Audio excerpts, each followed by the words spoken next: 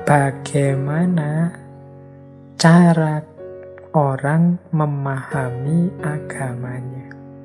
Jadi mode-mode pemahaman agama. Ini nanti menentukan cara berpikir kita dalam hidup beragama, menentukan religious thinking. Tadi saya bilang yang terakhir tadi kan reasoned inquiry. Jadi beragama dengan melakukan pendalaman rasional. Nah, jenis-jenis reasoned inquiry itu kan nanti jadi mode-mode pemahaman agama.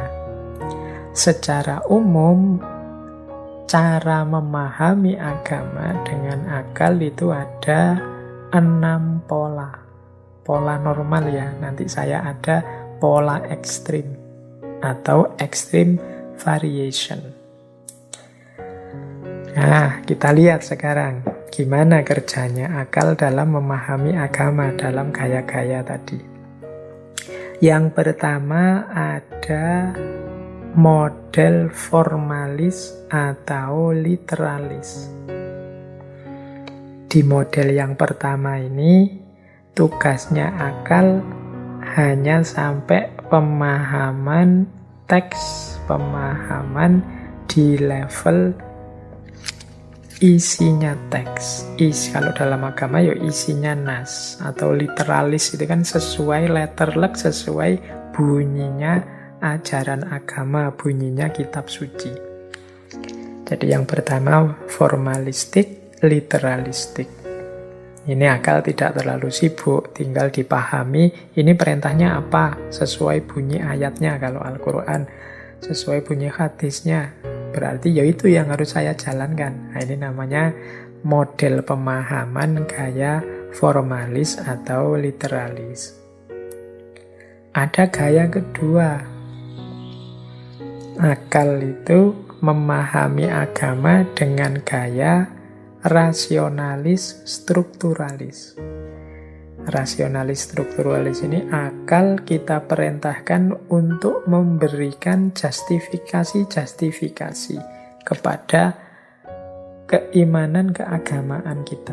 Apa saja dalam agama itu sebenarnya rasional kok, tinggal kita mau mendalami, menguraikan atau tidak. Nah, ini gaya rasionalis strukturalis.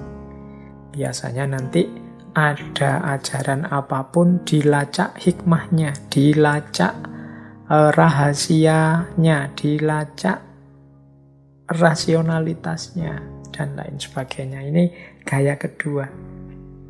Jadi tidak mungkin Allah itu memerintahkan atau melarang sesuatu yang sama sekali tidak masuk akal. Pasti ada rahasianya. Itu strukturalis. Misalnya ada dilarang makan daging babi misalnya. Nah, itu kalau kelompok rasionalis kemudian dicari argumennya. Mengapa kok babi dilarang ya? Oh, ternyata babi itu ada virus ini, ada penyakit ini, ada kelemahan ini, dan lain sebagainya. Ini gaya rasionalis. Kalau gaya formalis, literalis ya dilarang ya sudah, tidak usah dimakan, selesai. Tapi kalau gaya rasionalis, dia tidak puas kalau hanya begitu. Dia ingin mengungkap aspek rasionalitasnya. Dasarnya apa kira-kira? Rahasianya di mana? Nah, ini gaya kedua. Mode pemahaman agama. Ada gaya ketiga. Gaya ketiga ini gaya historis kontekstualis. Gaya yang ketiga ini biasanya ketika memahami agama sangat memperhatikan konteks. Jadi, oh iya, kalau untuk konteks Indonesia, ekspresi dalam menutup aurat itu pakai sarung, sementara kalau di Timur Tengah sana pakai jubah. Ini melihat konteks. Jadi melihat aspek historisnya agama. Jadi di kelompok ketiga ini ada pandangan bahwa untuk memahami agama kita tidak bisa hanya berhenti pada teks ajaran, tapi juga harus tahu historisitas dan konteksnya. Mengapa sih dulu perbudakan itu dibolehkan, kemudian dilarang? Nah, itu dicari konteksnya, dibaca latar belakang sejarahnya. Mengapa misalnya kok masih ada perang-perang zaman Nabi? Nah, itu dibaca sejarahnya, dibaca konteksnya. Tidak disimpulkan begitu saja dengan cara berpikir hari ini. Nah, ini gaya ketiga. Apa-apa itu ya lihat sejarahnya dulu, lihat konteksnya dulu. Jangan kesusu disimpulkan begitu saja dari yang tertulis. Karena kadang-kadang ada ayat itu yang sifatnya khusus untuk Nabi dan zaman itu, ada yang untuk umum, ada yang macam-macam. Nah, itu gaya historis kontekstualis. Ada juga yang memahami agama gaya substansialis. Kadang-kadang disebut gaya moralis. Bahwa perintah agama, ajaran agama, apapun itu kan ada tujuannya, ada maksudnya, ada substansinya. Nah, substansinya ini biasanya aspek-aspek moral. Nah, ini yang lebih difokusi, ini yang lebih dikejar. Misalnya begini pandangan, oh puasa itu menahan lapar dan haus dari subuh sampai maghrib. Intinya puasa itu ya menahan diri. Nah, berarti hakikat puasa itu menahan diri. Kita yang puasa harusnya mampu menahan diri. Ini cara pemahaman model substansialis. Jadi melacak sampai ke substansinya apa, maksudnya apa. Bahkan nanti ada cara berpikir tokoh-tokoh kontemporer tertentu, substansi ini sesuatu yang tidak boleh dihilangkan. Kalau yang formalistik tadi, ada yang tidak mungkin. Dalam sejarah, dalam kita terjemahkan langsung, misalnya kita jalankan langsung, ada berbagai kendala yang kita tidak bisa menjalankan secara literalis. Tapi kita tetap bisa menjalankannya secara substansialis. Kalau memang kita tidak mampu, misalnya kalau dalam fikih kita tidak bisa sholat karena sakit. Nah, kalau tidak mampu berdiri sambil duduk, yang penting tetap menghadap Allah. Batinnya kalau tidak bisa duduk sambil tiduran, tidak bisa tiduran dengan isyarat-isyarat. Yang penting, kalau ada kata-kata yang penting ininya, yang penting itunya, itu sebenarnya cara berpikir substansialis. Jadi melihat aspek substansinya. Yang penting substansinya kena. Kalau aspek fisik, materi atau aktivitas konkretnya itu mungkin ada halangan-halangan. Yang penting substansinya kena. Lah ini namanya gaya berpikir substansialis. Jadi ada formalis, ada rasionalis, ada historis, ada substansialis. Nanti ada model pemahaman mistik. Ya lagi-lagi ada mistik ya, karena memang mistik ini cara berpikir yang khas. Gaya model mistik ini namanya pemahaman anagogik. Untuk memahami makna, memahami rahasia dengan cara dijalankan saja, dihayati. Nanti dari situ kita sadar makna dan nilai pentingnya. Nah, ini gaya mistik namanya, anagogik. Jadi di gaya mistik ini ketika orang memahami agama, dia tidak melakukannya dengan mendalami nas, baik secara formal, rasional maupun historis maupun substansialis, tapi dia melakukannya dengan menjalankannya, menghayatinya, kemudian memahami dan menguraikannya. Namanya mode mistik atau anagogik. Ini gaya pemahaman agama yang kelima. Ada yang terakhir adalah mode pemahaman anarkis. Ini saya tidak tahu teman-teman setuju apa tidak, meskipun jangan-jangan kita juga kadang melakukan. Jadi memahami ajaran atau perintah agama itu sesuai kepentingan kita, sesuai keinginan kita saja. Kita tidak melihat substansinya apa, historis rasionalnya apa. Yang penting aku butuh ajaran ini untuk kepentinganku ini. Nah, ini pemahaman anarkis.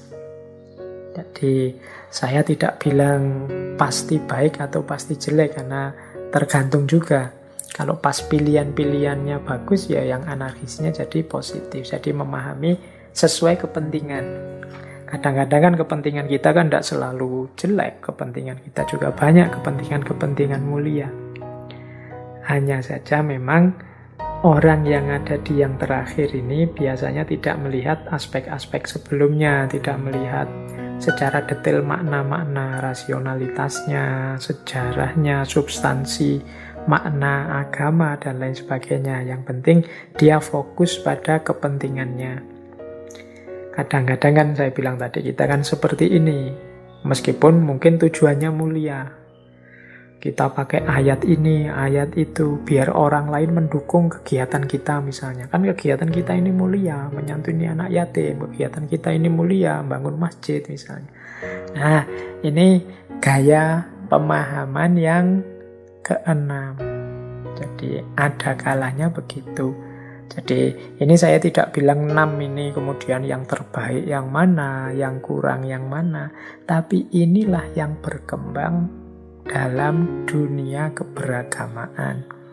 Orang itu memahami agamanya ada kalanya formalistik, ada kalanya rasionalistik, ada kalanya historis, kontekstualis, ada kalanya substansialis, moralistik, ada kalanya mistik, anagogik, ada pula kadang sifatnya anarkistik. Tadi saya sebut 6 ini sebenarnya pola-pola normal yang mungkin mudah kita temukan di sekeliling kita.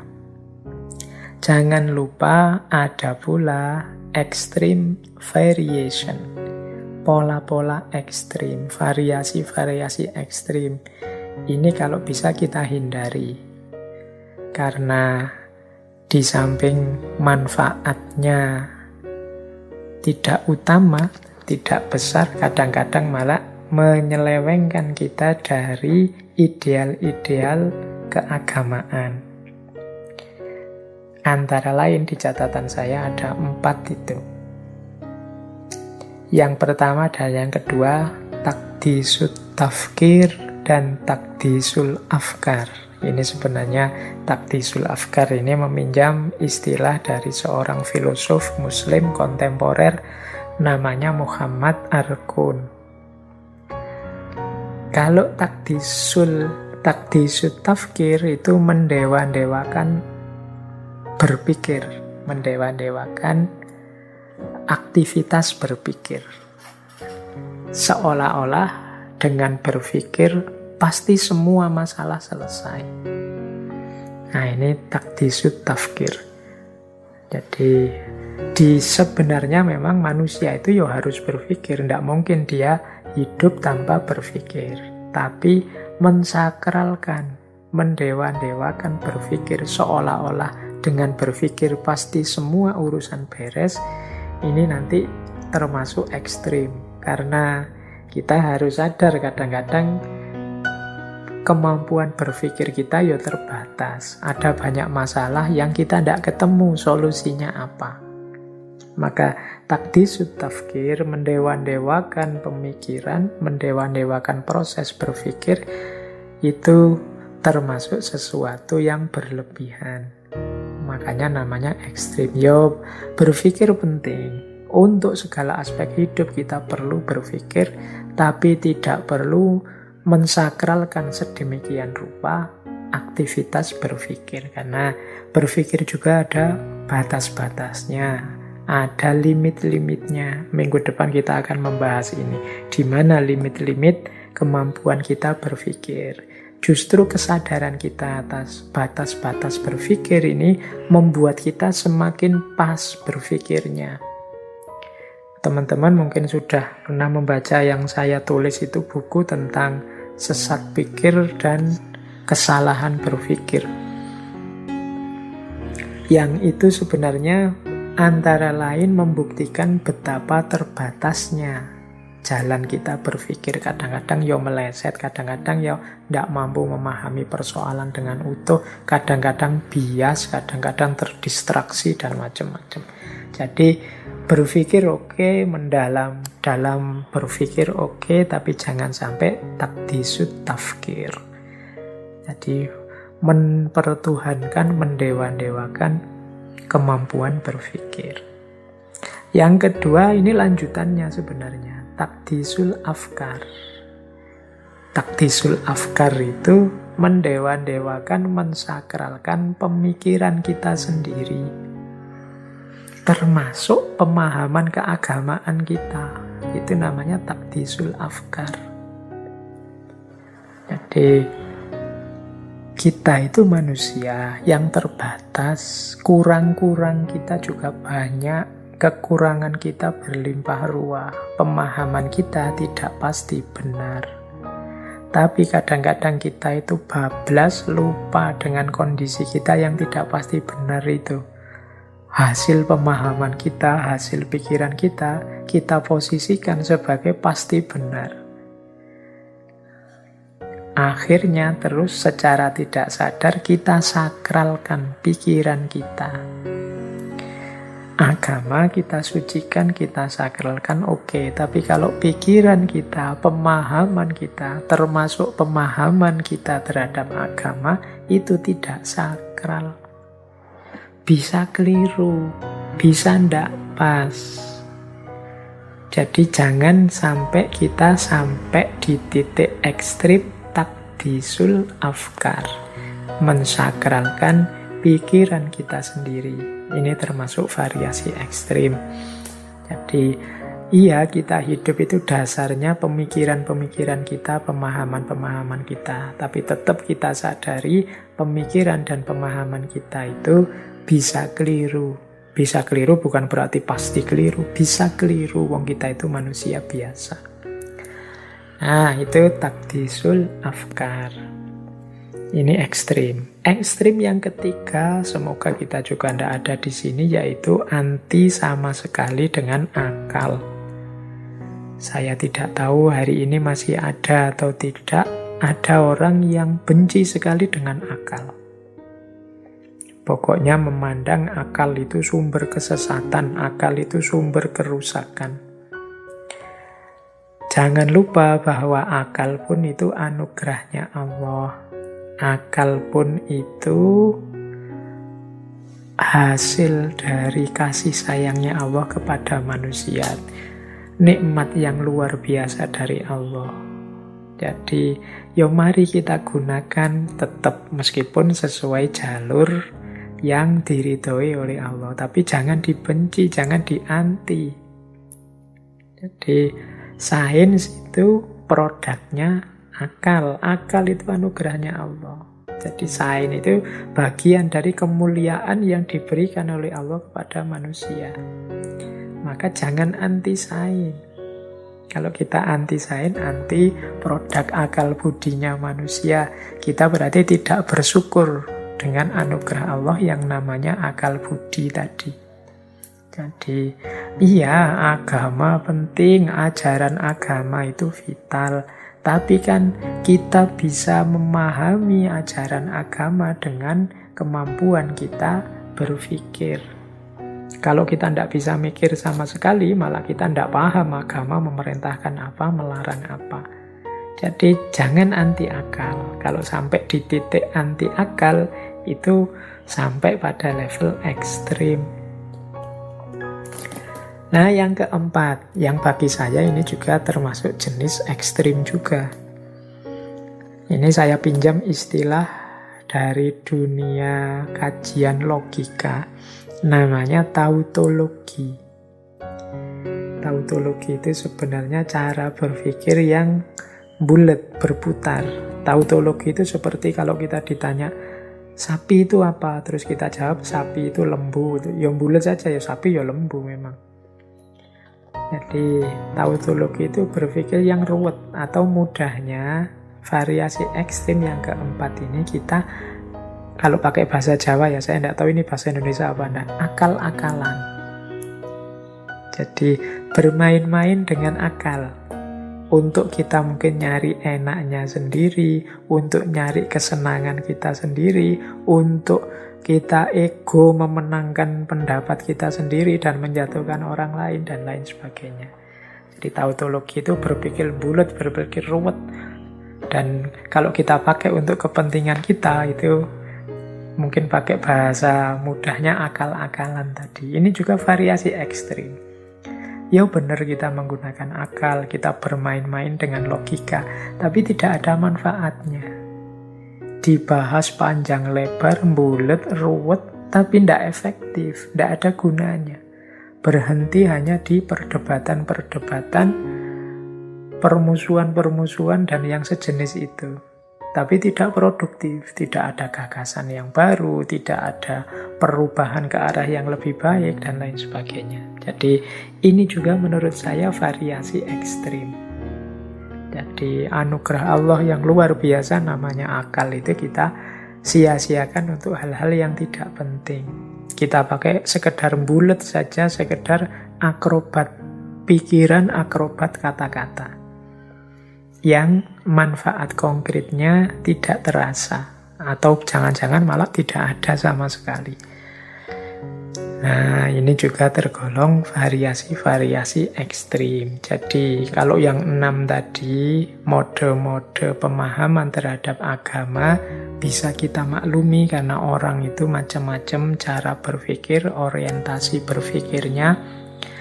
Tapi semoga kita tidak masuk ke variasi-variasi yang ekstrim ini, yaitu mendewa-dewakan pemikiran, mendewa-dewakan hasil pikiran, anti akal, maupun tautologis, berpikir yang bulat saja, tidak ada sesuatu yang baru, yang hanya akal-akalan, akrobat pemikiran saja.